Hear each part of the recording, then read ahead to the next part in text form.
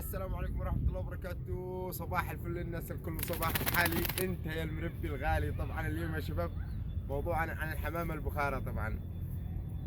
وهذا طبعا الحمام البخاري اللي بيسألوني الاسعار، كم السعر كم السعر. السعر ما تقدرش تسعره، الطير هو اللي يسعر قيمته بنفسه.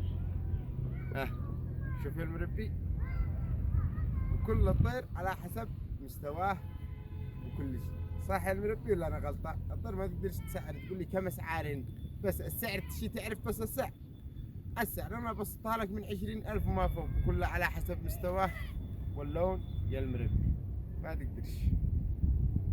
طبعا هؤلاء هنا البخارة عاد طبعا عاد بيبدل، عاد بيطلع هنا عاد مستواه عاد بيطلع احلى وافضل. طبعا هذا طبعا شبابي باقي له 3 ريش.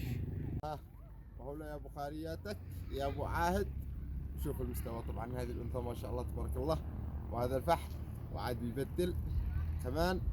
ها والوانك يا ابو عاهد، الوانك يا ابو عاهد. شوف شوف شوف شوف، لا بنقول لك اللون الاسود ولا بنقول لك الاصفر ولا الاحمر كامل ولا الارقش ولا ذا، ولا حركاتك بركاتك ولا مساتك، ويا الوانك يا ابو عاهد.